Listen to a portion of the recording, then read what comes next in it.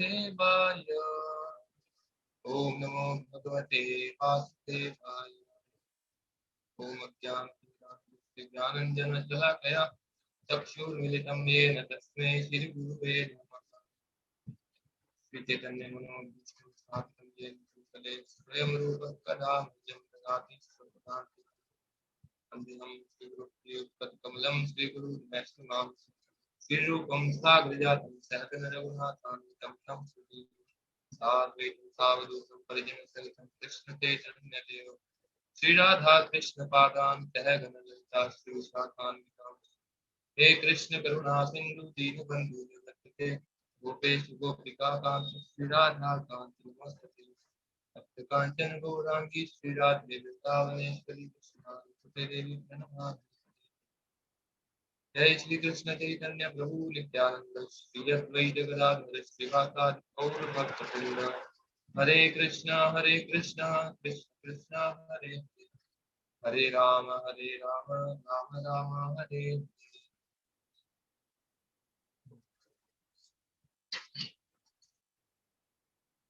ਅੱਜ ਦਾ ਜਿਹੜਾ ਸ਼ਲੋਕ ਹੈ ਸ਼੍ਰੀਮਦ ਭਗਵਦ ਗੀਤਾ ਦਾ ਦੂਜੇ ਅਧਿਆਇ ਦਾ 22ਵਾਂ ਨੰਬਰ ਸ਼ਲੋਕ ਹੈ।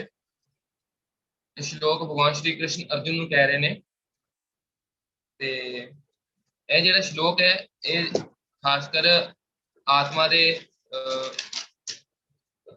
ਬਾਰੇ ਵਿੱਚ ਭਗਵਾਨ ਸ਼੍ਰੀ ਕ੍ਰਿਸ਼ਨ ਅਰਜੁਨ ਨੂੰ ਦੱਸਦੇ ਨੇ ਕਿ ਆਤਮਾ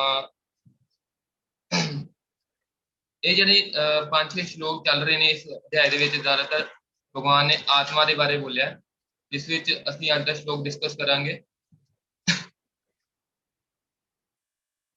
ਵਾਸਾਂਸि जीर्णानि यथा विहाय नवानि गृह्णाति नरो पराणि तथा शरीराणि विहाय जीर्णान्य अन्यानि संयाति नवानि देहि।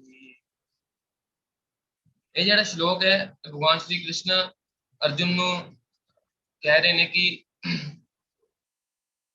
ਜਿਸ ਪ੍ਰਕਾਰ ਮਨੁੱਖ ਆਪਣੇ ਪੁਰਾਣੇ ਤੇ ਫਟੇ ਹੋਏ ਕੱਪੜਿਆਂ ਨੂੰ ਤਿਆਗ ਕੇ ਨਵੇਂ ਕੱਪੜੇ ਧਾਰਨ ਕਰਦਾ ਹੈ, ਉਸੇ ਤਰ੍ਹਾਂ ਆਤਮਾ ਵੀ ਆਪਣੇ ਪੁਰਾਣੇ ਅਤੇ ਬੇਕਾਰ ਦੇ ਸਰੀਰ ਨੂੰ ਛੱਡ ਕੇ ਨਵਾਂ ਭੌਤਿਕ ਸਰੀਰ ਧਾਰਨ ਕਰਦਾ ਹੈ।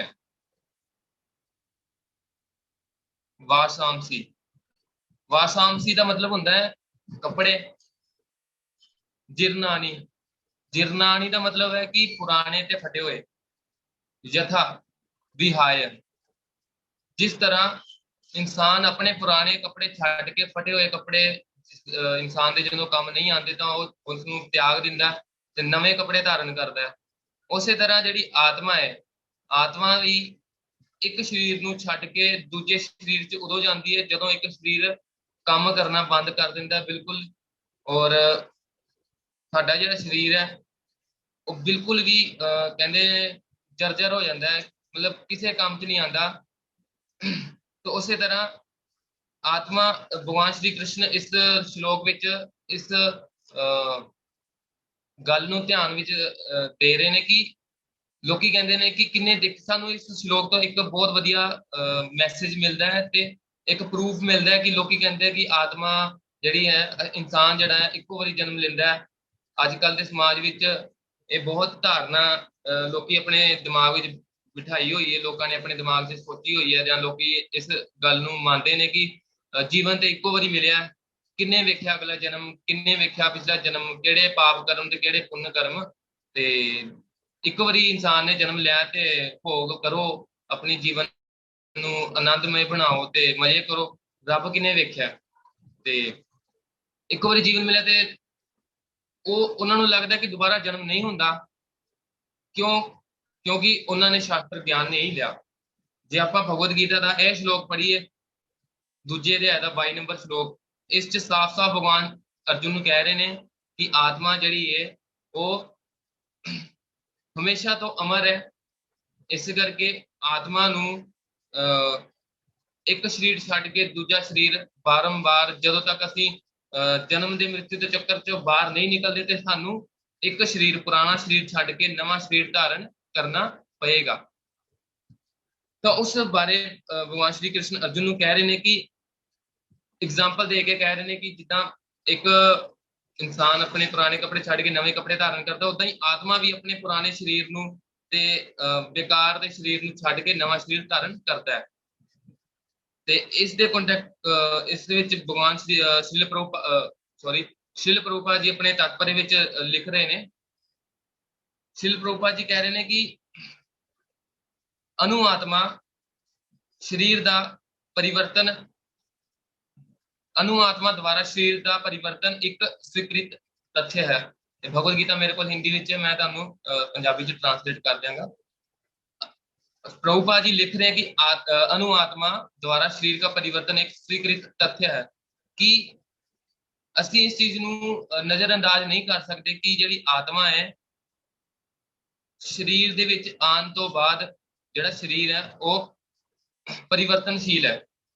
ਜਿੱਦਾਂ ਅਸੀਂ ਦੇਖਦੇ ਹਾਂ ਅਸੀਂ ਜੀਵਨ 'ਚ ਜਦੋਂ ਅਸੀਂ ਬੱਚੇ ਹੁੰਦੇ ਹਾਂ ਤਾਂ ਸਾਡਾ ਸਰੀਰ ਜਵਾਨ ਹੁੰਦਾ ਹੈ, ਤਗੜਾ ਹੁੰਦਾ ਹੈ। ਉਸ ਤਰ੍ਹਾਂ ਹੀ ਜਿੱਦਾਂ ਉਮਰ ਬੀਤਦੀ ਜਾਂਦੀ ਹੈ ਸਮੇਂ ਦੇ ਨਾਲ ਤੇ ਇਨਸਾਨ ਦਾ ਜਿਹੜਾ ਸਰੀਰ ਹੈ ਕਮਜ਼ੋਰ ਹੁੰਦਾ ਜਾਂਦਾ ਹੈ, ਲੇਕਿਨ ਸਾਡਾ ਚਿਹਰਾ ਵੀ ਬਦਲ ਜਾਂਦਾ ਹੈ, ਸਾਡੇ ਸਰੀਰ 'ਚ ਸ਼ਕਤੀ ਘਟ ਜਾਂਦੀ ਹੈ, ਲੇਕਿਨ ਆਤਮਾ ਅੰਦਰੋਂ ਉਸੇ ਤਰ੍ਹਾਂ ਜਵਾਨ ਰਹਿੰਦੀ ਹੈ।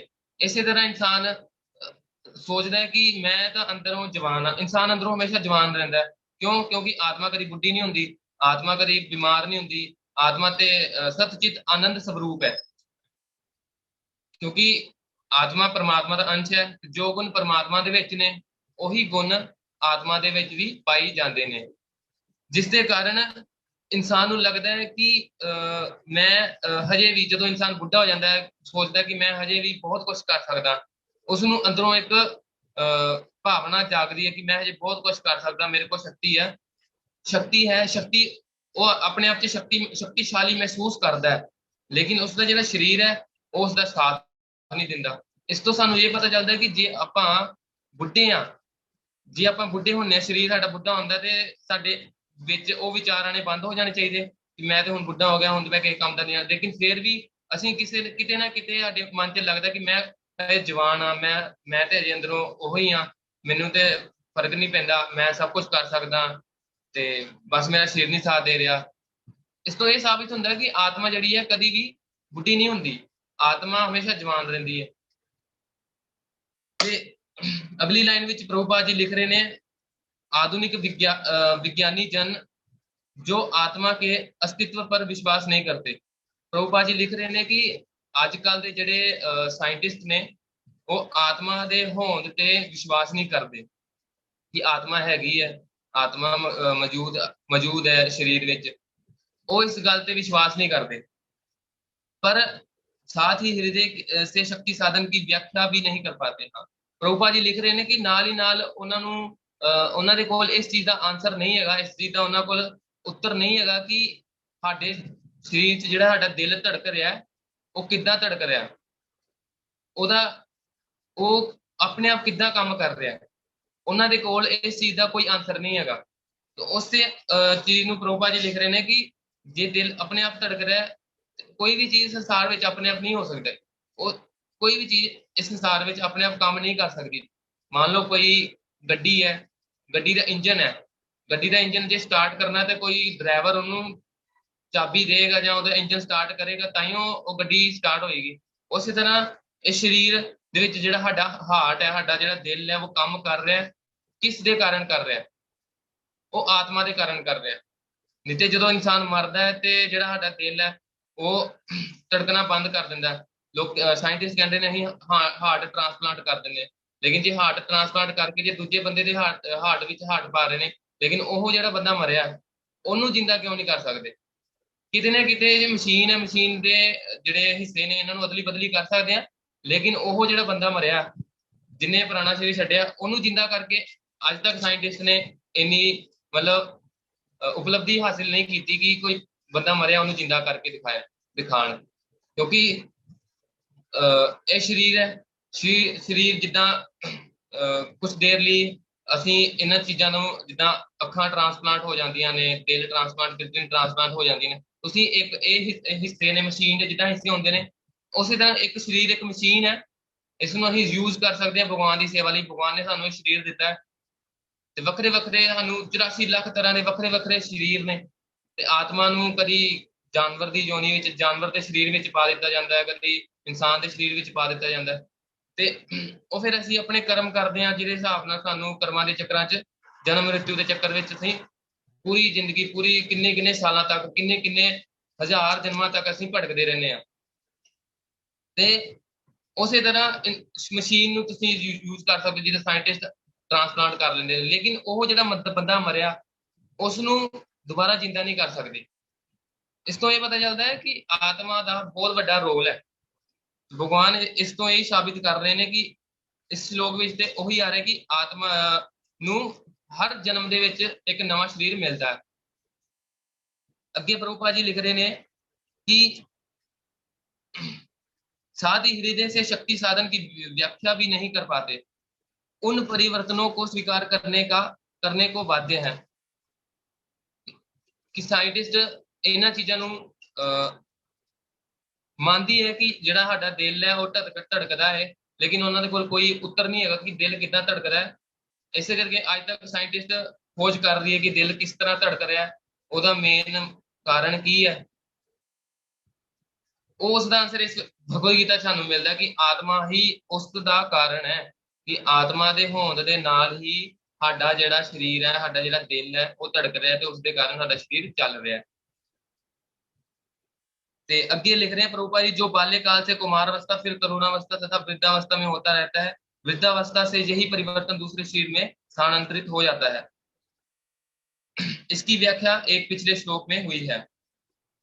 जिद्दां मैं पहले दसिया कि इंसान पहले बाल्यकाल, बालक हुंदा है, बच्चा हुंदा है, फिर कुमार अवस्था, फिर जवानी आती है उन्होंने, फिर तरुण अवस्था, फिर वृद्ध अवस्था, फिर बुढ़ा हो जाता है। लेकिन इंसान अंदरों ਉਹੀ ਰਹਿੰਦਾ, हर एक ਨੂੰ ਉਹੀ ਮਹਿਸੂਸ ਹੋ ਰਿਹਾ।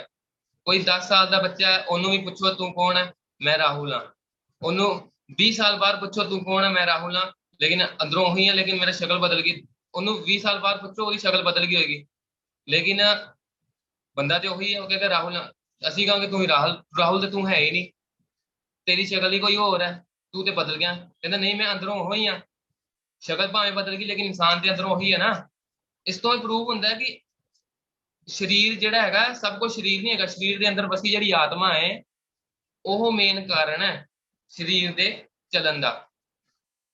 ਤੇ ਇਸੇ ਤਰ੍ਹਾਂ ਪ੍ਰਭੂਪਾਦ ਜੀ ਅੱਗੇ ਲਿਖ ਰਹੇ ਨੇ, ਅਨੁ ਆਤਮਾ ਦਾ दूसरे शरीर में स्थानांतरित परिवर्तन स्थानांतरित परमात्मा की कृपा से संभव हो पाता है।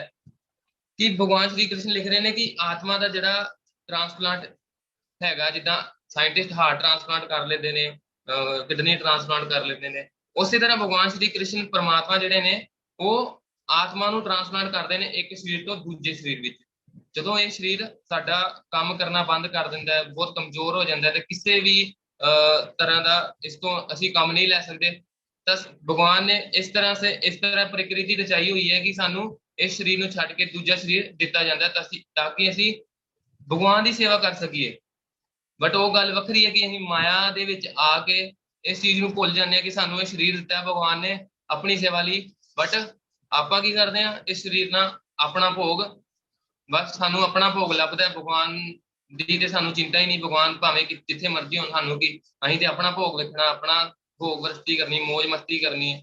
ਇਸੇ ਚੱਕਰ ਫਿਰ ਸਾਡੀ ਸਾਰੀ ਉਮਰ ਲੰਘ ਜਾਂਦੀ ਤੇ ਵੇਸਟ ਹੋ ਜਾਂਦਾ ਸਰੀਰ। ਫਿਰ ਅਸੀਂ ਐਂਡ 'ਚ ਇਨਸਾਨ ਹਮੇਸ਼ਾ ਹਰ ਵਾਰੀ ਸੋਚਦਾ, ਹਰ ਇੱਕ ਵਿਅਕਤੀ ਸੋਚਦਾ ਕਿ ਮੈਂ ਆਪਣੀ ਪੂਰੀ ਜ਼ਿੰਦਗੀ ਜਿਹੜੀ ਹੈ ਕਿੱਥੇ ਲਗਾਤੀ, ਮੈਂ ਆਪਣੀ ਪੂਰੀ ਜ਼ਿੰਦਗੀ ਕੀ ਕੀਤਾ। ਮੇਰੀ ਪੂਰੀ ਜ਼ਿੰਦਗੀ ਜਿਹੜੀ ਕਮਾਈ ਹੈ, ਲੱਖਾਂ ਕਰੋੜਾਂ ਰੁਪਇਆ ਜੇ ਮੈਂ ਕਮਾਇਆ, ਉਹ ਇੱਥੇ ਹੀ ਰਹਿ ਜਾਣਾ, ਮੇਰੇ ਨਾਲ ਕੁਛ ਨਹੀਂ ਜਾਣਾ। ਫਿਰ ਬੰਦਾ ਸੋਚਦਾ।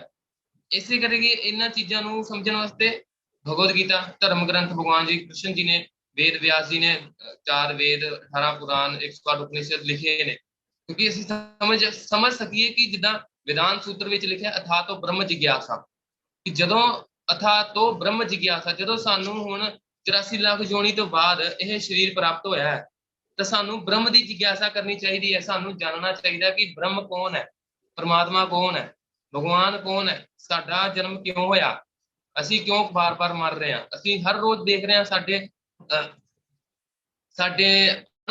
ਲੋਕੀ ਮਰਦੇ ਨੇ, ਅਸੀਂ ਉਹਨਾਂ ਨੂੰ ਅੱਗ ਲਾ ਕੇ ਆਉਂਦੇ ਹਾਂ, ਹਰ ਰੋਜ਼ ਅਸੀਂ ਹਸਪਤਾਲਾਂ 'ਚ ਵੇਖਦੇ ਹਾਂ ਲੋਕੀ ਤੜਫ ਰਹੇ ਨੇ, ਬਿਮਾਰੀਆਂ ਲੱਗੀਆਂ ਪਈਆਂ ਨੇ, ਹਰ ਰੋਜ਼ ਕੋਈ ਨਾ ਕੋਈ ਮਰਦਾ ਹੈ। ਅਸੀਂ ਉਹਨੂੰ ਨੂੰ ਸ਼ਮਸ਼ਾਨ ਘਾਟ ਜਲਾ ਕੇ ਆਨੇ, ਫਿਰ ਵੀ ਅਸੀਂ ਸੋਚਦੇ ਹਾਂ ਕਿ ਮੈਂ ਤੇ ਜਿੰਦਾ ਰਹਿਣਾ, ਮੈਨੂੰ ਤਾਂ ਕੁਝ ਹੋਣਾ ਨਹੀਂ। ਇਹਨੂੰ ਕਹਿੰਦੇ ਮਾਇਆ। ਇਹ ਭਗਵਾਨ ਦੀ ਮਾਇਆ। ਭਗਵਾਨ ਸ਼੍ਰੀ ਕ੍ਰਿਸ਼ਨ ਗੀਤਾ ਜੀ ਕਹਿ ਰਹੇ ਨੇ, ਦੇਵੀ ਹੇਸ਼ਾ ਗੁਣ ਮਈ ਮਮ ਮਾਇਆ ਦੁਰਤਿਆ, ਕਿ ਮੇਰੀ ਜਿਹੜੀ ਮਾਇਆ ਵਾ ਇੰਨੀ ਬੁਰੀ ਹੈ, ਇੰਨੀ ਦੁਰਤਿਆ, ਸਮਝ ਲਓ ਕਿ ਇੰਨੀ ਖਤਰਨਾਕ ਹੈ ਕਿ ਸਾਨੂੰ ਪਤਾ ਹੀ ਨਹੀਂ ਲੱਗੇਗਾ। ਅਸੀਂ ਏਦਾਂ ਮਤਲਬ ਹਜੇ ਤੁਸੀਂ 20 ਸਾਲ ਦੇ ਹੋ, ਤੁਹਾਨੂੰ ਪਤਾ ਨਹੀਂ ਚੱਲੇਗਾ ਕਿੱਦਾਂ 20 ਸਾਲ ਲੰਘ ਗਏ ਤੇ 40 ਸਾਲ ਦੇ ਹੋ ਜਾਓਗੇ, ਜ਼ਿੰਦਗੀ ਸਾਰੀ ਇੰਜ ਨਿਕਲ ਜਾਏਗੀ। ਉਸੇ ਤਰ੍ਹਾਂ ਭਗਵਾਨ ਦੀ ਮਾਇਆ ਨੂੰ ਸਮਝਣਾ ਵੀ ਬਹੁਤ ਜ਼ਰੂਰੀ ਹੈ। ਇਸੇ ਕਰਕੇ ਵੇਦ ਸ਼ਾਸਤਰ ਲਿਖੇ ਨੇ, ਭਗਵਾਨ ਸ਼੍ਰੀ ਕ੍ਰਿਸ਼ਨ ਜੀ ਗੀਤਾ 'ਚ ਉਹ ਆਤਮਾ ਦਾ ਗਿਆਨ ਦੇ ਰਹੇ ਨੇ। ਜਦੋਂ ਤੱਕ ਅਸੀਂ ਆਤਮਾ ਦਾ ਗਿਆਨ ਨਹੀਂ ਲਵਾਂਗੇ, ਆਤਮਾ ਦਾ ਗਿਆਨ ਨਹੀਂ ਸਮਝਾਂਗੇ, ਤਾਂ ਅਸੀਂ ਪਰਮਾਤਮਾ ਨੂੰ ਵੀ ਨਹੀਂ ਸਮਝ ਸਕਦੇ। ਤੇ ਪਰਮਾਤਮਾ ਨੂੰ ਜਾਣਨ ਤੋਂ ਪਹਿਲਾਂ ਆਤਮਾ ਦਾ ਗਿਆਨ ਲੈਣਾ ਬਹੁਤ ਹੀ ਜ਼ਰੂਰੀ ਹੈ। ਇਸੇ ਤਰ੍ਹਾਂ ਭਗਵਾਨ ਅਰਜੁਨ ਨੂੰ ਸਮਝਾ ਰਹੇ ਨੇ ਕਿ ਇਹ ਸਾਰੇ ਜਿੰਨੇ ਵੀ ਤੇਰੇ ਸਾਹਮਣੇ ਤੇਰੇ ਨਾਲ ਯੁੱਧ ਕਰਨ ਆਏ ਨੇ, ਤੇਰੇ ਗੁਰੂ ਜਨ ਭੀਸ਼ਮ ਪਿਤਾਮਾ, ਦ੍ਰੋਣਾਚਾਰਿਆ, ਤੇਰੇ ਭਰਾ ਵਗੈਰਾ ਸਾਰੇ ਕੌਰਵ, ਇਹ ਸਾਰੇ ਸਰੀਰ ਨਹੀਂ ਆ, ਇਹ ਸਾਰੇ ਆਤਮਾ ਨੇ। ਅਰਜੁਨ ਮੋਹ ਮਾਇਆ ਦੇ ਵਿੱਚ ਪੈ ਕੇ ਉਹਨਾਂ ਨੂੰ ਆਪਣਾ ਰਿਸ਼ਤੇਦਾਰ ਸਮਝ ਰਿਹਾ ਕਿ ਮੈਂ ਉਹਨਾਂ ਨੂੰ ਮਾਰ ਦਾਂਗਾ ਤੇ ਮੈਂ ਆਪਣੀ ਜਿਹੜੀ ਜ਼ਮੀਨ ਹੈ, ਆਪਣਾ ਜਿਹੜਾ ਮੈਂ ਰਾਜ්य ਜਿੱਤਾਂਗਾ ਤੇ ਦਿਖਾਊਂਗਾ ਕਿਹਨੂੰ। ਉਸੇ ਤਰ੍ਹਾਂ ਅੱਗੇ भगवान श्री कृष्ण लिख रहे हैं कि परमात्मा अणु आत्मा की इच्छा की पूर्ति उसी तरह करते हैं जिस प्रकार एक मित्र दूसरे की इच्छा पूर्ति करता है। कि आत्मा ਦੇ ਨਾਲ ਹਮੇਸ਼ਾ ਸਾਡੇ ਦਿਲ ਵਿੱਚ ਸਾਡੇ ਪਰਮਾਤਮਾ ਵਾਸ ਕਰਦੇ ਨੇ। ਕਿ ਜਦੋਂ ਅਸੀਂ ਕੋਈ ਵੀ ਗਲਤ ਕੰਮ ਕਰਦੇ ਹਾਂ, ਹਰ ਇੱਕ ਨੂੰ ਅੰਦਰੋਂ ਦੋ ਆਵਾਜ਼ਾਂ ਆਉਂਦੀਆਂ, ਇੱਕ ਸਾਡੇ ਮਨ ਦੀ ਜੋ ਸਾਨੂੰ ਹਮੇਸ਼ਾ ਗਲਤ ਰਾਹ ਦੱਸਦਾ, ਦੂਜੇ ਪਰਮਾਤਮਾ ਦੀ ਜੋ ਸਾਨੂੰ ਹਮੇਸ਼ਾ ਸਹੀ ਰਾਹ ਦੱਸਦਾ ਤੇ ਸਾਨੂੰ ਸਹੀ ਰਸਤੇ ਤੇ ਲਿਜਾਣ ਲਈ ਸਾਨੂੰ ਹਮੇਸ਼ਾ ਗਾਈਡ ਕਰਦਾ ਹੈ ਕਿ ਅਸੀਂ ਗਲਤ ਰਾਹ ਤੇ ਨਾ ਭਟਕੀਏ। ਉਸੇ ਤਰ੍ਹਾਂ ਇਸੇ ਲਿਖ ਰਹੇ ਨੇ ਪ੍ਰਭੂਪਾਦ ਜੀ ਕਿ ਆਤਮਾ ਪਰਮਾਤਮਾ ਦੇ ਨਾਲ ਹਮੇਸ਼ਾ ਸਾਡੇ ਪਰਮਾਤਮਾ ਕੀ ਕਰਦੇ ਆ, ਸਾਡੀਆਂ ਇੱਛਾਵਾਂ ਪੂਰੀਆਂ ਕਰਨ ਲਈ ਸਾਡੇ ਅੰਦਰ ਬੈਠੇ ਨੇ। ਬਟ ਉਹ ਗੱਲ ਹੈ ਕਿ ਅਸੀਂ ਮਾਇਆ ਦੇ ਚੱਕਰ ਵਿੱਚ ਆ ਕੇ ਆਪਣੇ ਮਨ ਦੇ ਕਹਿਣੇ ਵਿੱਚ ਆਪਾਂ ਊਟ ਪਟਾਂਗ ਹਰਕਤਾਂ ਕਰਦੇ ਹਾਂ, ਊਟ ਪਟਾਂਗ ਇੱਛਾਵਾਂ ਕਰ ਰੱਖੀਆਂ ਨੇ ਸਮਾਜ ਦੇ ਵਿੱਚ, ਇਸ ਸੰਸਾਰ ਦੇ ਵਿੱਚ, ਫਿਰ ਜਿਹਦੇ ਕਰਕੇ ਅਸੀਂ ਕਰਮ ਬੰਧਨਾਂ ਦੇ ਚੱਕਰਾਂ ਵਿੱਚ ਫਸੇ ਹੋਏ ਹਾਂ। ਤਾਂ ਅੱਗੇ ਲਿਖ ਰਹੇ हैं कि मुंडक तथा श्वेताश्वर उपनिषद में आत्मा तथा परमात्मा की उपमा दो मित्र पक्षियों की से दी गई है, जो एक ही वृक्ष पर बैठे हैं। इनमें से एक पक्षी अनुआत्मा वृक्ष के फल को खा रहा है और दूसरा पक्षी अपने मित्र कृष्ण को देख रहा है। प्रभुपा जी लिख रहे हैं एक मुंडक उपनिषद ते श्वेताश्वर उपनिषद ਵਿੱਚ ਵੇਦव्यास जी लिख रहे हैं कि आत्मा ਤੇ परमात्मा ਦੀ ਜਿਹੜੀ ਉਪਮਾ ਹੈ, ਉਹਨਾਂ ਨੂੰ ਇੱਕ ਦੋ ਮਿੱਤਰਾਂ ਦੇ ਬਰਾਬਰ ਦੱਸਿਆ ਗਿਆ ਕਿ ਸਾਡੇ ਇੱਕ ਵਿਰਕਸ਼ ਇਸ ਸਰੀਰ ਨੂੰ ਮੰਨਿਆ ਗਿਆ ਹੈ। ਉਪਨਿਸ਼ਦਾਂ ਵਿੱਚ ਇਸ ਸਰੀਰ ਨੂੰ ਇੱਕ ਵਿਰਕਸ਼ ਦੇ ਨਾਲ ਕੰਪੇਅਰ ਕੀਤਾ ਗਿਆ ਹੈ, ਜਿਹਦੇ ਵਿੱਚ ਦੋ ਮਿੱਤਰ ਬੈਠੇ ਨੇ, ਦੋ ਯਾਰ ਦੋਸਤ ਬੈਠੇ ਨੇ, ਆਤਮਾ ਤੇ ਪਰਮਾਤਮਾ। ਇਸੇ ਕਰਕੇ ਜਿਹੜੇ ਭਗਵਾਨ ਸ਼੍ਰੀ ਕ੍ਰਿਸ਼ਨ ਕਹਿ ਰਹੇ ਕਿ भोक्ताराम यज्ञ तपसाम सर्वलोक महेश्वरम सुहृदम सर्वभूतानाम, कि मैं सुहृद सर्वभूतानाम, ਜਿੰਨੀਆਂ ਵੀ ਆਤਮਾਵਾਂ ਨੇ ਮੈਂ ਉਹਨਾਂ ਦਾ ਸੁਹਰਿਦ ਹਾਂ, ਉਹਨਾਂ ਦਾ ਭਲਾ ਚਾਹੁੰਦਾ। ਲੇਕਿਨ ਅਸੀਂ ਆਤਮਾਵਾਂ, ਅਸੀਂ ਭੁੱਲੇ ਭਟਕੇ ਸੰਸਾਰ ਵਿੱਚ ਮਾਇਆ ਦੇ ਵਸ਼ ਵਿੱਚ ਆ ਕੇ ਪਰਮਾਤਮਾ ਨੂੰ ਭੁੱਲ ਕੇ, ਭਗਵਾਨ ਨੂੰ ਭੁੱਲ ਕੇ ਬਸ ਆਪਣੀ ਭੋਗ ਦੀਆਂ ਇੱਛਾਵਾਂ ਪੂਰੀਆਂ ਕਰ ਰਹੇ ਹਾਂ। ਹਮੇਸ਼ਾ ਸਾਨੂੰ ਅੰਦਰੋਂ ਆਵਾਜ਼ ਆਉਂਦੀ ਹੈ ਜਦੋਂ ਅਸੀਂ ਕੋਈ ਗਲਤ ਕੰਮ ਕਰਦੇ ਹਾਂ ਕਿ ਇਹ ਕੰਮ ਗਲਤ ਹੈ, ਨਹੀਂ ਕਰਨਾ। ਲੇਕਿਨ ਅਸੀਂ ਕੀ ਕਰਦੇ ਹਾਂ, ਉਸ ਆਵਾਜ਼ ਨੂੰ ਦੱਬ ਕੇ ਆਪਣਾ ਬਸ ਆਪਣੀ ਜਿਹੜੀ ਮੌਜ ਮਸਤੀ, ਆਪਣੀ ਜਿਹੜੀ ਇੱਛਾ ਵਾ, ਆਪਣੀ ਜਿਹੜੀ ਭੋਗ ਕਰਨੀ ਇੱਛਾ ਵਾ, ਅਸੀਂ ਉਹ ਪੂਰੀ ਕਰਦੇ ਹਾਂ, ਜਿਹਦੇ ਕਾਰਨ ਅਸੀਂ ਕਰੋੜਾਂ ਜਨਮਾਂ ਤੱਕ ਜਨਮ ਤੇ ਮ੍ਰਿਤੂ ਦੇ ਚੱਕਰ ਵਿੱਚ ਭਟਕਦੇ ਰਹਿੰਦੇ ਹਾਂ। ਇਸ ਲਈ ਸਾਨੂੰ ਹਮੇਸ਼ਾ ਆਪਣੀ ਜਿਹੜੀ ਪਰਮਾਤਮਾ ਦੀ ਆਵਾਜ਼ ਹੈ ਉਸਨੂੰ ਸਟਰੋਂਗ ਬਣਾਉਣਾ ਚਾਹੀਦਾ, ਕਿ ਸਾਨੂੰ ਕੋਸ਼ਿਸ਼ ਕਰਨੀ ਚਾਹੀਦੀ ਹੈ ਕਿ ਅਸੀਂ ਪਰਮਾਤਮਾ ਦੀ ਆਵਾਜ਼ ਜਿਹੜੀ ਹੈਗੀ ਹੈ ਉਸਨੂੰ ਸਮਝੀਏ ਤੇ ਸੁਣੀਏ ਤੇ ਉਹਨਾਂ ਦੀ ਗੱਲ ਨੂੰ ਮੰਨੀਏ। ਇਸ ਨਾਲ ਸਾਡਾ ਹੀ ਫਾਇਦਾ। ਅਸੀਂ ਇਸ ਨਾਲ ਕੀ ਹੋਏਗਾ, ਅਸੀਂ ਕਰਮਾਂ ਦੇ ਬੰਧਨਾਂ ਤੋਂ ਬਾਹਰ ਨਿਕਲਾਂਗੇ, ਕੋਈ ਭੁੱਲੇ ਭਟਕੇ ਰਸਤਿਆਂ ਤੋਂ ਸਹੀ ਰਸਤੇ 'ਚ ਆ ਜਾਵਾਂਗੇ, ਕੋਈ ਗਲਤ ਕੰਮ ਨਹੀਂ ਹੋਏਗਾ ਸਾਡੇ ਤੋਂ ਬਹੁਤ। ਇਸ ਕਰਕੇ ਸ਼ਾਸਤਰਾਂ 'ਚ ਕਹਿੰਦੇ ਨੇ ਕਿ ਹਮੇਸ਼ਾ ਸਾਨੂੰ ਆਪਣੀ ਪਰਮਾਤਮਾ ਦੀ ਆਵਾਜ਼ ਸੁਣਨ ਦੀ ਕੋਸ਼ਿਸ਼ ਕਰਨੀ ਚਾਹੀਦੀ ਹੈ। ਇਹ ਇੱਕ ਤਰ੍ਹਾਂ ਨਾਲ ਪ੍ਰੈਕਟਿਸ ਕਰਨੀ ਚਾਹੀਦੀ ਸਾਨੂੰ ਰੋਜ਼ ਹੀ, ਕਿਉਂਕਿ ਹਰ ਵਾਰੀ ਆਪਾਂ ਏਦਾਂ ਹੀ ਕਰਦੇ ਹਾਂ ਕਿ ਮਨ ਤੋਂ ਆਵਾਜ਼ ਆਉਂਦੀ ਹੈ ਤੇ ਦੂਜੀ ਪਰਮਾਤਮਾ ਤੋਂ ਆਵਾਜ਼ ਆਉਂਦੀ ਹੈ। ਪਰਮਾਤਮਾ ਦੀ ਆਵਾਜ਼ ਦੱਬ ਕੇ ਤੇ ਮਨ ਦੀ ਆਵਾਜ਼ ਸੁਣ ਕੇ ਆਪਣੇ ਪੈਰ ਤੇ ਕੁल्हाड़ी ਆਪ ਹੀ ਮਾਰ ਲੈਂਦੇ ਆ। ਇਸ ਕਰਕੇ ਕਹਿ ਰਹੇ ਕਿ ਜਿਹੜਾ ਪਕਸ਼ੀ ਅਨੂ ਆਤਮਾ ਨੂੰ, ਜਿਹੜਾ ਅਨੂ ਆਤਮਾ ਹੈ, ਜਿਹੜੀ ਆਤਮਾ ਵਾ, ਆਪਾਂ ਜੋ ਜੀਵ ਆਤਮਾ ਵਾ, ਅਸੀਂ ਵੀ ਉਸ ਪੇੜ ਤੇ ਬੈਠੇ ਹਾਂ, ਉਸ ਬ੍ਰਿਕਸ਼ ਤੇ ਬੈਠੇ ਹਾਂ, ਤੇ ਆਤਮਾ ਕੀ ਕਰ ਰਹੀ ਹੈ? ਉਸ ਬ੍ਰਿਕਸ਼ ਦੇ ਫਲ ਨੂੰ ਖਾ ਰਹੀ ਹੈ। ਕਿ ਅਸੀਂ ਸੰਸਾਰ ਵਿੱਚ ਭਟਕ ਰਹੇ ਹਾਂ ਤੇ ਸਾਨੂੰ ਜੋ ਮਿਲਦਾ ਹੈ ਅਸੀਂ ਉਸ ਦੀ ਭੋਗ ਕਰ ਰਹੇ ਹਾਂ, ਤੇ ਨਾਲ ਹੀ ਸਾਡੇ ਪ੍ਰਮਾਤਮਾ ਬੈਠੇ ਨੇ, ਉਹ ਵੀ ਇਸੇ ਬ੍ਰਿਕਸ਼ ਦੇ ਅੰਦਰ ਬੈਠੇ ਨੇ, ਪ੍ਰਮਾਤਮਾ ਆਤਮਾ ਦੇ ਨਾਲ ਬੈਠੇ ਨੇ ਹਿਰਦੇ 'ਚ, ਸਾਡੇ ਦਿਲ 'ਚ। ਉਹ ਸਾਨੂੰ ਦੇਖ ਰਹੇ ਨੇ ਕਿ ਕੀ ਕਰ ਰਿਹਾ ਬੰਦਾ, ਪਤਾ ਨਹੀਂ ਕੀ ਆਪਣਾ ਮौज ਮਸਤੀ ਕਰੀ ਜਾ ਰਿਹਾ। ਮੈਂ ਇਹਨੂੰ ਸਮਝਾਉਣ ਦੀ ਕੋਸ਼ਿਸ਼ ਕਰ ਰਿਹਾ ਪਰ ਸਮਝਦਾ ਨਹੀਂ ਪਿਆ, ਤੇ ਕੀ ਕਰੀਏ? ਇਸੇ ਤਰ੍ਹਾਂ ਸਾਨੂੰ ਹਮੇਸ਼ਾ ਪ੍ਰਮਾਤਮਾ ਦੀ ਆਵਾਜ਼ ਸੁਣਨ ਦੀ ਕੋਸ਼ਿਸ਼ ਕਰਨੀ ਚਾਹੀਦੀ ਹੈ। ਹੌਲੀ ਹੌਲੀ ਕੋਸ਼ਿਸ਼ ਕਰਨ ਦੇ ਨਾਲ ਸਾਡੀ ਜਿਹੜੀ ਪ੍ਰਮਾਤਮਾ ਦੀ ਆਵਾਜ਼ ਹੈ ਸਟਰੋਂਗ ਹੋ ਜਾਏਗੀ, ਜਿਹਦੇ ਕਰਕੇ ਸਾਡੀ ਭਗਤੀ ਵੀ ਅੱਗੇ ਵਧੇਗੀ। ਹੌਲੀ ਹੌਲੀ ਕਰਕੇ ਅਸੀਂ ਭਗਵਾਨ ਦੇ ਧਾਮ ਜਾਵਾਂਗੇ ਤੇ ਜਨਮ ਤੇ ਮ੍ਰਿਤੂ ਦੇ ਚੱਕਰ ਚੋਂ ਬਾਹਰ ਨਿਕਲ ਸਕਦੇ ਹਾਂ। ਅੱਗੇ ਲਿਖ ਰਹੇ ਪ੍ਰਭुपा जी, यद्यपि दोनों पक्षी समान गुण वाले हैं, किंतु इनमें से एक भौतिक वृक्ष के फलों पर मोहित है, किंतु दूसरा अपने मित्र के कार्यकलापों का साक्षी मात्र है। प्रभुपा जी लिख रहे हैं कि दोनों पक्षी समान गुण वाले ने, कि आत्मा जी है वो परमात्मा का अंश है, जिदा परमात्मा सचित आनंद स्वरूप ने, ईश्वर परम कृष्णा सचिद आनंद विग्रह नादि आदि गोविंद सर्व कारण कारणम। उस तरह जी परमात्मा है, आत्मा का अंश है, वह भी ਤਿੰਨ ਗੁਣ ਸਤਚਿਤ ਆਨੰਦ ਦੇ ਨਾਲ ਬਣੀ ਹੋਈ, ਤਿੰਨ ਗੁਣਾਂ ਨਾਲ ਬਣੀ ਹੋਈ ਹੈ। ਲੇਕਿਨ ਮਗਰ ਦੂਸਰਾ ਮਿੱਤਰ ਕੀ ਕਰ ਰਿਹਾ? ਆਤਮਾ ਦੇ ਜਿਹੜੇ ਕੰਮ ਕਾਜ ਨੇ ਉਹ ਦੇਖ ਰਿਹਾ, ਪਰਮਾਤਮਾ ਸਾਨੂੰ ਦੇਖ ਰਹੇ ਨੇ ਕਿ ਬੰਦਾ ਕੀ ਕਰੀ ਜਾ ਰਿਹਾ। ਸਾਖੀ ਮਾਤਰ, ਕਿ ਸਾਡੇ ਕਰਮਾਂ ਦਾ ਜਿਹੜਾ ਸਾਖੀ ਹੈ, ਜਿੱਦਾਂ ਜਦੋਂ ਅਸੀਂ ਮਰਨ ਤੋਂ ਬਾਅਦ ਯਮਰਾਜ ਦੇ ਧਾਮ ਜਾਵਾਂਗੇ ਤੇ ਉੱਥੇ ਜਾ ਕੇ ਸਾਨੂੰ ਸਾਡਾ ਲੇਖਾ ਜੋਖਾ ਕੌਣ ਦਿੰਦਾ? ਪਰਮਾਤਮਾ ਹੀ ਦਿੰਦੇ ਨੇ, ਜਿਹੜੇ ਸਾਡੇ ਦਿਲ ਵਿੱਚ ਵਾਸ ਕਰਦੇ ਨੇ। ਉਹੀ ਸਾਡਾ ਲੇਖਾ ਜੋਖਾ ਦਿੰਦੇ ਨੇ ਯਮਰਾਜ ਨੂੰ, ਕਿ ਇੰਨੇ ਬੰਦੇ ਨੇ ਇਹ ਕੀਤਾ, ਇੰਨੇ ਬੰਦੇ ਨੇ ਇਹ ਕੀਤਾ। ਅਸੀਂ ਭਾਵੇਂ ਨਜ਼ਰਅੰਦਾਜ਼ ਕਰਦੀ ਉਸ ਚੀਜ਼ ਨੂੰ, ਲੇਕਿਨ ਅੰਦਰੋਂ ਜਿਹੜੀ ਆਵਾਜ਼ ਆਉਂਦੀ ਉਸ ਚੀਜ਼ ਨੂੰ ਨਜ਼ਰਅੰਦਾਜ਼ ਨਹੀਂ ਕਰ ਸਕਦੇ। ਸਾਨੂੰ ਪਤਾ ਅੰਦਰੋਂ ਦੋ ਆਵਾਜ਼ਾਂ ਆਉਂਦੀਆਂ ਨੇ, ਇੱਕ ਆਉਂਦੀ ਸਾਡੇ ਮਨ ਦੀ, ਦੂਜੀ ਆਵਾਜ਼ ਆਉਂਦੀ ਸਾਡੇ ਭਗਵਾਨ ਦੀ, ਪਰਮਾਤਮਾ ਦੀ। ਉਸ ਚੀਜ਼ ਨੂੰ ਕੌਣ ਨਜ਼ਰਅੰਦਾਜ਼ ਕਰਦਾ? ਅਸੀਂ ਲੋਕ ਖੁਦ ਕਰਦੇ ਹਾਂ। ਅਸੀਂ ਖੁਦ ਆਪਣੇ ਪੈਰ ਤੇ ਕੁल्हाड़ी ਮਾਰਦੇ ਹਾਂ। ਉਹੀ ਪਰਮਾਤਮਾ ਬਾਅਦ ਚ ਵੀ ਸਾਡਾ ਲੇਖਾ ਜੋਖਾ ਯਮਰਾਜ ਨੂੰ ਦਿੰਦੇ ਨੇ, ਤੇ ਸਾਨੂੰ ਉੱਥੇ ਸਜ਼ਾ ਮਿਲਦੀ ਹੈ। ਅਸੀਂ ਨਰਕਾਂ ਵਿੱਚ ਸਜ਼ਾ ਭੋਗਦੇ ਹਾਂ, ਕਰੋੜਾਂ ਜਨਮਾਂ ਤੱਕ ਸਜ਼ਾ ਭੋਗਦੇ ਹਾਂ। ਫਿਰ ਅਸੀਂ ਇੱਥੇ ਸੰਸਾਰ ਵਿੱਚ ਫਿਰ ਕਿਸੇ ਕੁੱਤੇ ਦੀ ਜੂਨੀ ਵਿੱਚ ਜਾਂਦੇ ਹਾਂ। ਕਦੀ ਕੁੱਤਾ ਬਣ ਗਏ, ਕਦੀ ਬਿੱਲੀ ਬਣ ਗਏ, ਕਦੀ ਸ਼ੇਰ ਬਣ ਗਏ, ਕਦੀ ਮੱਛਰ ਬਣ ਗਏ। ਏਦਾਂ ਹੀ 84 ਲੱਖ ਦੇ ਚੱਕਰ ਚੱਲਦਾ ਜਾਂਦਾ। ਲੇਕਿਨ ਕਦੋਂ ਸਾਨੂੰ ਸੋਚ ਆਏਗੀ, ਕਦੋਂ ਸਾਨੂੰ ਸੁੱਧ ਬੁੱਧ ਸਾਡੀ ਦਿਮਾਗ ਦੀ ਘੰਟੀ ਕਦੋਂ ਜਗੇਗੀ, ਸਾਨੂੰ ਕੋਈ ਪਤਾ ਨਹੀਂ। ਇਸੇ ਕਰਕੇ ਸਾਨੂੰ ਸਮਝਣਾ ਚਾਹੀਦਾ ਹੈ, ਬਹੁਤ ਧਿਆਨ ਨਾਲ ਇਸ ਚੀਜ਼ ਨੂੰ ਸੀਰੀਅਸ ਲੈਣਾ ਚਾਹੀਦਾ ਹੈ। ਬਹੁਤ ਇੰਪੋਰਟੈਂਟ ਗੱਲ ਹੈ ਜੋ ਭਗਵਾਨ ਕਹਿ ਰਹੇ ਨੇ ਅਰਜੁਨ ਨੂੰ, ਬਲਕਿ ਅਰਜੁਨ ਨੂੰ ਨਹੀਂ ਕਹਿ ਰਹੇ, ਸਾਨੂੰ ਹੀ ਕਹਿ ਰਹੇ ਨੇ। ਸਾਡੇ ਕਲਿਆਣ ਲਈ ਭਗਵਾਨ ਨੇ ਗੀਤਾ ਬੋਲੀ ਹੈ।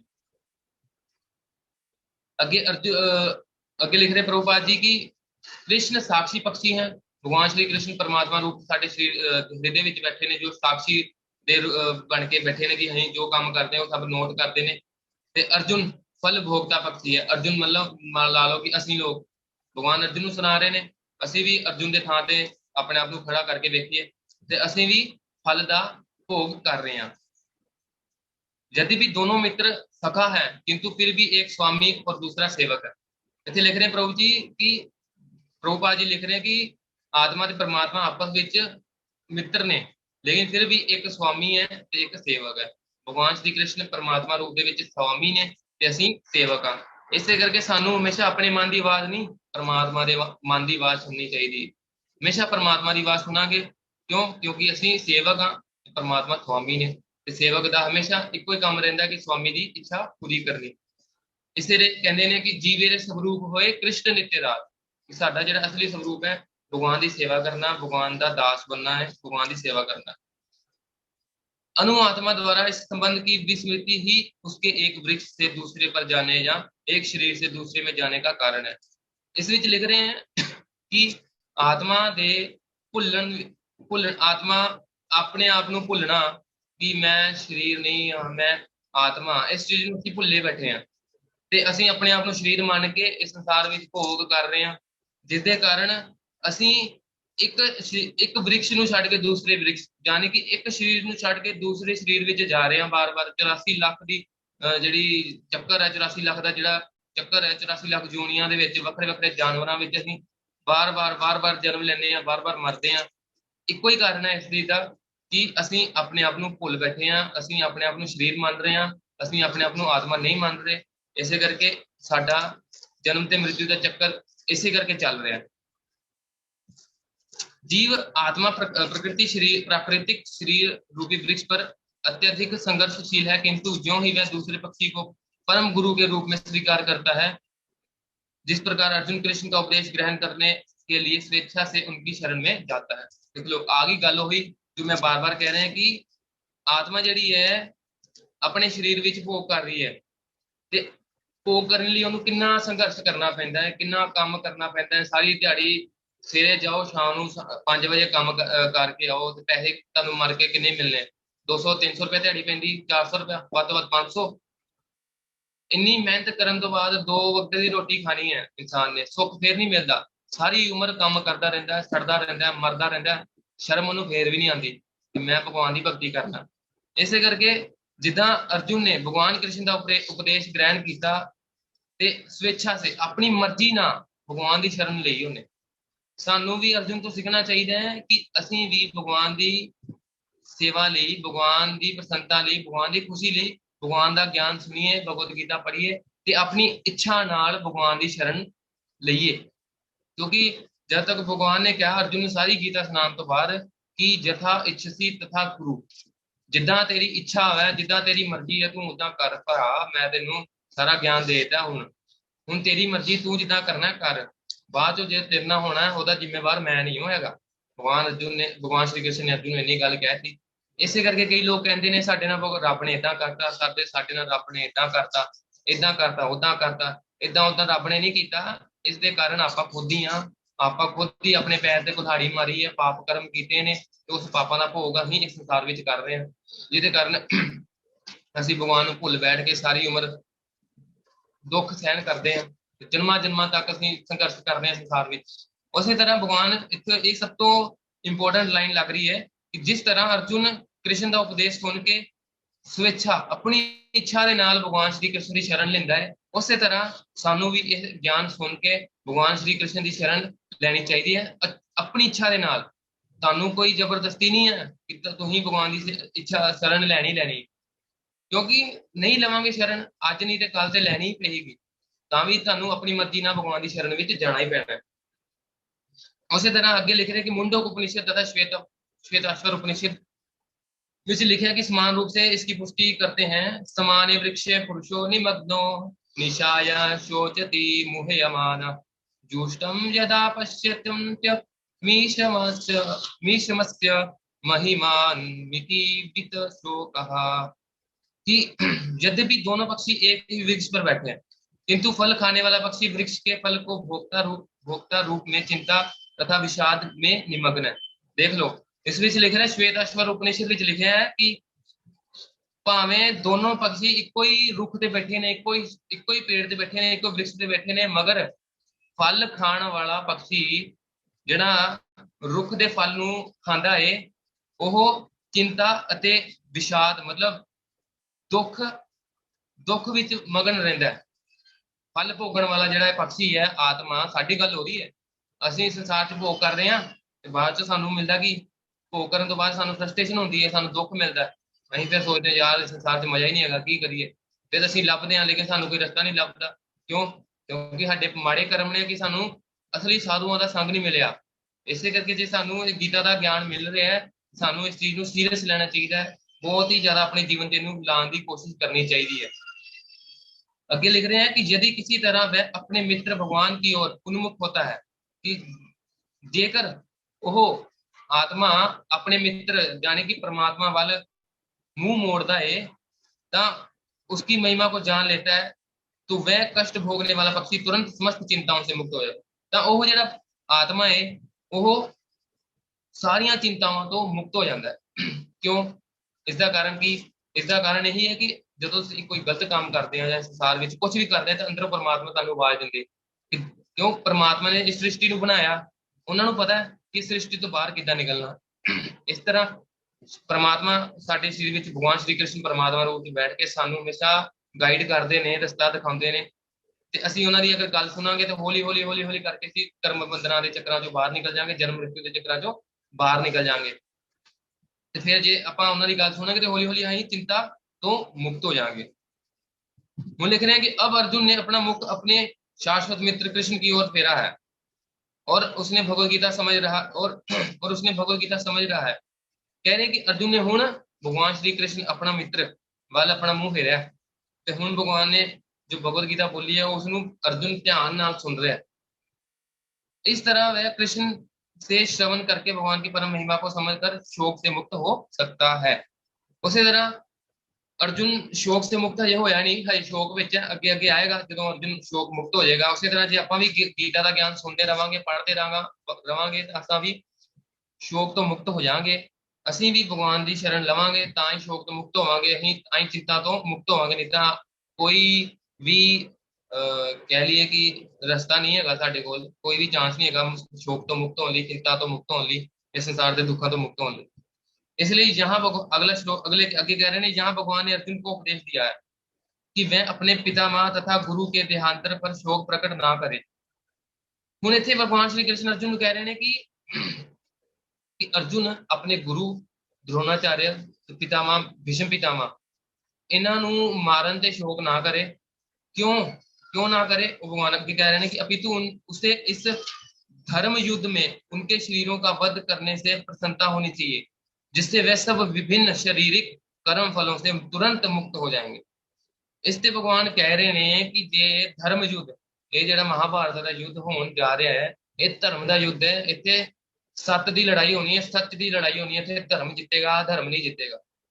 ਕਿਉਂਕਿ ਧਰਮ ਖੇਤਰ ਕੁਰੂਖੇਤਰ, ਕੁਰੂਖੇਤਰ ਜਿਹੜਾ ਸਥਾਨ ਹੈ ਉਹ ਧਰਮ ਦਾ ਸਥਾਨ ਹੈ। ਉਸ ਵਿੱਚ ਜੇ ਕੋਈ ਵਿਅਕਤੀ ਮਰਦਾ ਹੈ ਜਾਂ ਆਪਣਾ ਬਲੀਦਾਨ ਦਿੰਦਾ ਹੈ, ਆਪਣੇ ਸਰੀਰ ਦਾ ਬਲੀਦਾਨ ਦਿੰਦਾ, ਤਾਂ ਉਹ ਤੁਰੰਤ ਕੀ ਹੁੰਦਾ, ਉਹਨੂੰ ਮੁਕਤੀ ਪ੍ਰਾਪਤ ਹੁੰਦੀ ਹੈ। ਉਹਨੂੰ ਮੁਕਤੀ ਪ੍ਰਾਪਤ ਹੁੰਦੀ ਹੈ ਜੇ ਆਪਣਾ ਬਲੀਦਾਨ ਦਿੰਦਾ ਹੈ ਯੁੱਧ ਦੇ ਮੈਦਾਨ ਵਿੱਚ। ਸ਼ਾਸਤਰਾਂ ਵਿੱਚ ਇੱਥੋਂ ਤੱਕ ਲਿਖਿਆ ਕਿ ਜੋ ਕੋਈ ਵਿਅਕਤੀ ਭਗਵਾਨ ਸ਼੍ਰੀ ਕ੍ਰਿਸ਼ਨ ਦੇ ਸਾਹਮਣੇ ਆਪਣਾ ਸਰੀਰ ਛੱਡਦਾ ਤਾਂ ਉਸਨੂੰ ਭਗਵਤ ਧਾਮ ਪ੍ਰਾਪਤ ਹੁੰਦਾ ਹੈ। ਮਗਰ ਉਸ ਤੋਂ ਵੀ ਉੱਪਰ ਕਿ अर्जुन ਨੂੰ ਲੱਗ ਰਿਹਾ ਕਿ ਮੈਂ ਉਹਨਾਂ ਨੂੰ ਕਿੱਦਾਂ ਮਾਰਾਂ, ਲੇਕਿਨ ਭਗਵਾਨ ਸ਼੍ਰੀ ਕ੍ਰਿਸ਼ਨ ਕਹਿ ਰਹੇ ਤੂੰ ਚਿੰਤਾ ਨਾ ਕਰ। ਜੇ ਉਹ ਇਸ ਧਰਮ ਯੁੱਧ ਵਿੱਚ ਮਰਦੇ ਨੇ ਤਾਂ ਉਹਨਾਂ ਦਾ ਇਹ ਪੁਰਾਣਾ ਸਰੀਰ ਜਿਹੜਾ ਬੁੱਢਾ ਹੋ ਚੁੱਕਿਆ, ਜਿਹੜਾ ਕਿਸੇ ਕੰਮ ਦਾ ਨਹੀਂ ਰਿਹਾ, ਹੁਣ ਉਸ ਤੋਂ ਉਹਨਾਂ ਨੂੰ ਮੁਕਤੀ ਦਿਲਾ ਤੇ ਉਹਨਾਂ ਨੂੰ ਨਵਾਂ ਸਰੀਰ ਸਵਰਗ ਵਿੱਚ ਤੁਰੰਤ ਮਿਲੇਗਾ, ਹੁਣੇ ਮਿਲੇਗਾ, ਜਿੱਥੇ ਉਹ बड़े सुखी सुखी रहेंगे। आगे लिख रहे हैं कि जिससे वे सब विभिन्न शारीरिक कर्म फलों से तुरंत मुक्त हो जाएंगे। भगवान श्री कृष्ण इन्ना दे रहे हैं कि धर्म युद्ध ਦੇ ਵਿੱਚ ਜੇ ਕੋਈ ਆਪਣਾ ਬਲੀਦਾਨ ਦਿੰਦਾ ਹੈ ਤਾਂ ਉਹ कर्म फलों ਤੋਂ तुरंत मुक्त हो जाता है। बलि वेदी पर या धर्म युद्ध में प्राणों को अर्पित करने वाला व्यक्ति तुरंत शारीरिक पापों से मुक्त हो जाता है और उच्च लोक को प्राप्त होता है।